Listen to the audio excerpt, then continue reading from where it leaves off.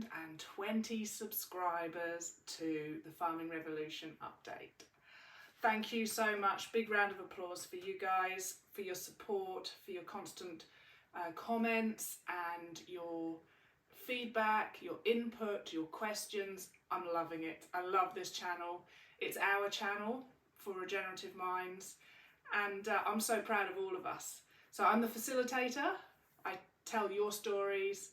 I have a little bit of an input, like now. This is the update, and a few of my videos as well for walking the talk on the property with regenerating degraded landscape into primary production.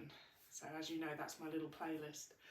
Okay, so with the 2,000 subscribers, last year I hit 1,000 subscribers, and it's really important to acknowledge your success. You've reached a goal. So I went down to Ballina, and it was a very spiritual time. I had to make a collage for that reason, because I just had an amazing time, and I want to tell you the story about this as well, because I've always said that I'm connected.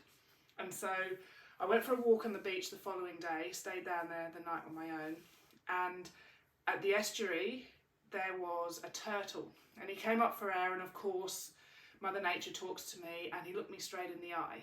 Now I know many people say this, oh yeah, he looked me straight in the eye and he was telling me this, that and the other, but the turtle is my most favourite marine animal. So that was beautiful. And as I walked back onto the beach from being on the, what we'd class as a pier or a breakwater or the end of the spit, there I had to tell somebody, and the surfer was walking towards me, and I said, I've just seen a turtle in the estuary in the river. And he goes, yeah, no, he's a local, he hangs out all the time. And I said, it's my favourite marine animal. I just couldn't help it. So he was like, yeah, he's a character as well. So it was just so special. Now then, to top it off, as I was walking down the beach, it had been after all the big flooding, and the rain obviously and the floods wash out trees and trunks and branches and all the debris, and it goes out of the estuary and around the side into the beach. And so there was this massive tree trunk, and on it was a sea eagle. Now, of course, you know my totem is the wedge-tailed eagle, so any type of eagle is like, whoa, okay, Mother Nature's still talking to me. And but he had one talon shut like this, like a club foot, and the other one was holding on to where he was perched. So I thought, oh, here we go, I'm going to have to do a bit of life-saving here. He's got caught up in fishing line. So I took my jumper off, was going to throw it over his head, wrestle him like Steve Irwin, untangle the fishing line and then let him go.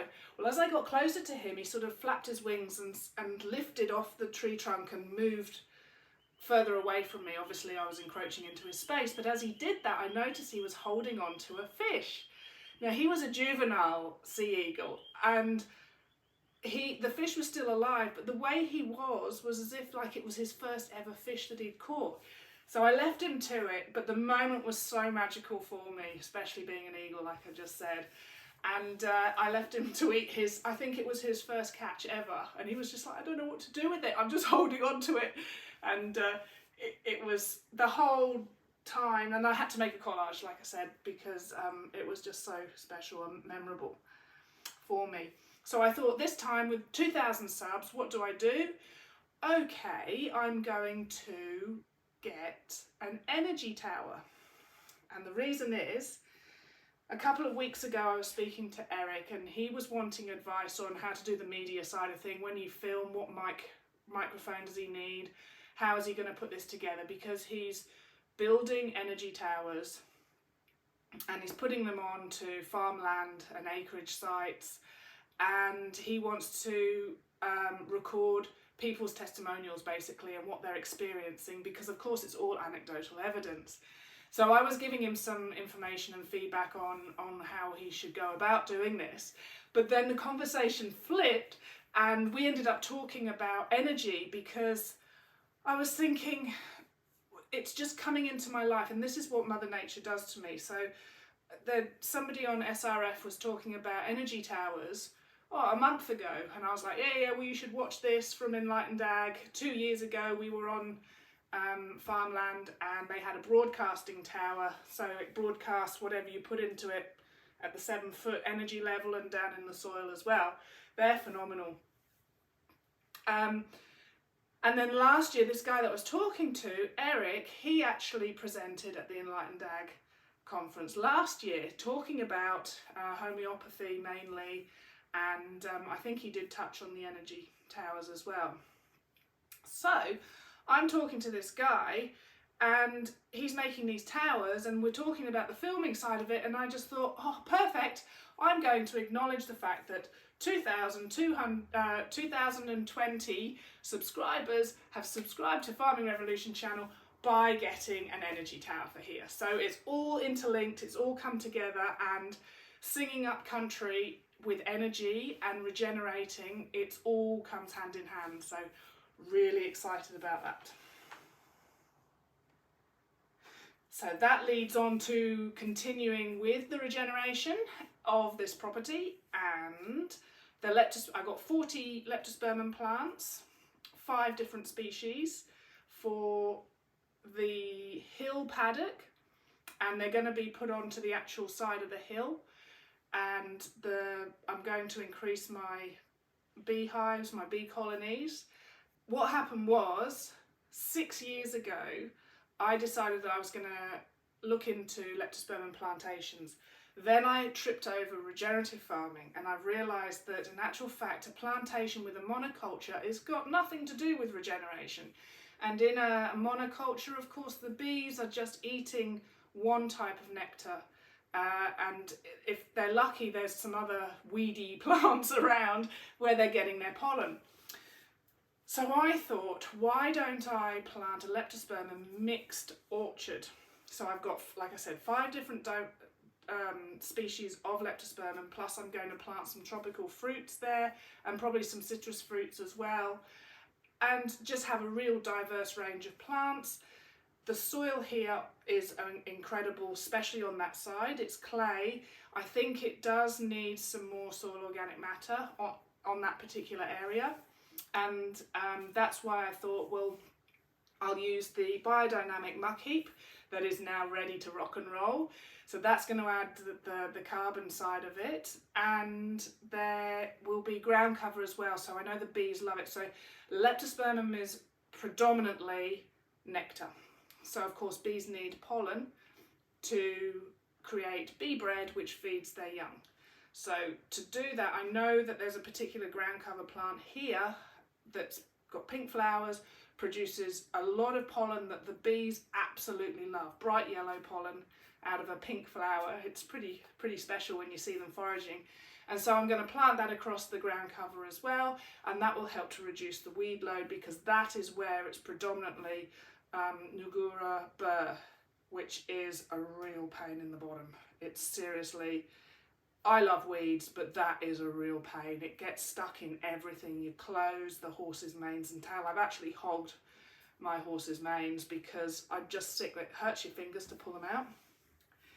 So that's what one of my next videos is going to be about.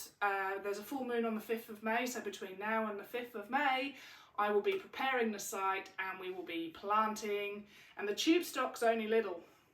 And it takes, normally they say it takes 3 years to get it into a big enough leptospermum bush for bees to actually get enough nectar.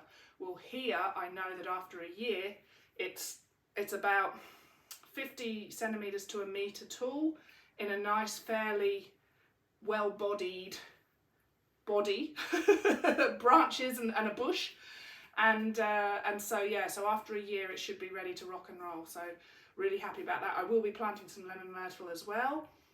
And so the honey, when you plant monoculture, well, it's up to you, but usually it gets blended. So with Manuka honey,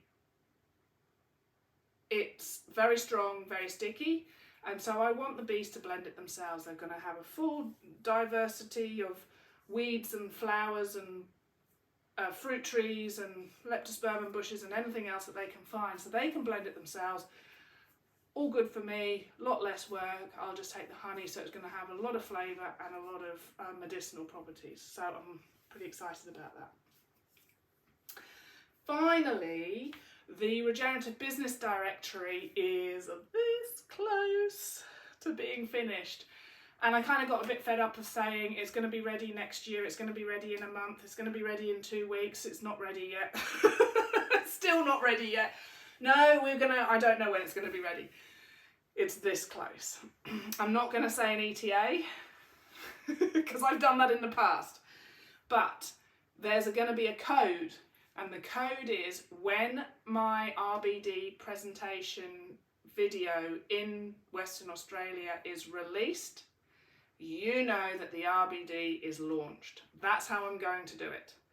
I will probably do another update maybe, or I might do a short, something along those lines to actually, I will be promoting it obviously, but once that video is released, it's the RBD presentation in WA, you know that you go to farmingrevolution.com.au, sign up, and it's finally happening. There is a special gift for the first 100 people that sign up. That's all I'm saying, because after the first 100, the value, the deal that you're getting is still astronomical. $1 a day plus GST is really, really good value for what this directory is. Centralised place, people come and get exactly what they want, values aligned, everybody feels happy, small businesses are being supported, and the RBD will have this effect of buffering what's going on in the larger picture.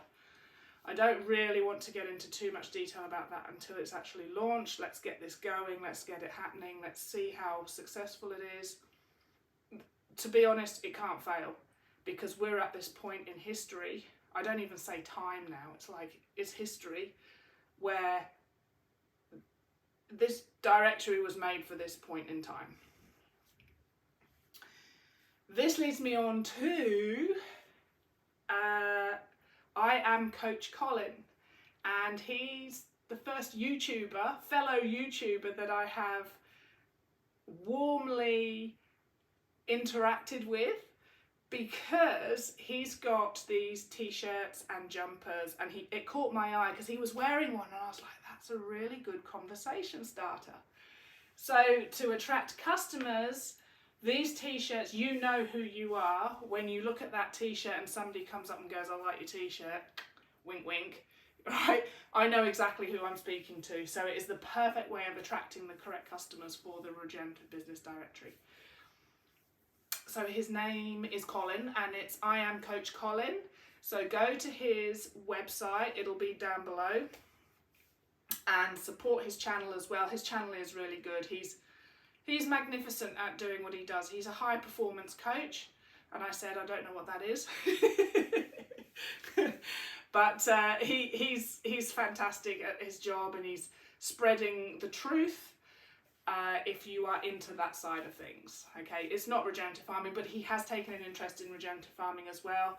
He's grounded himself, he takes his shoes off, he sits out in nature and does his stuff for 20-30 minutes. He tries to do it every day. It's helped him mentally, it's clarified everything, and that's all we need to do, is just stay connected. Thank you so much, everybody.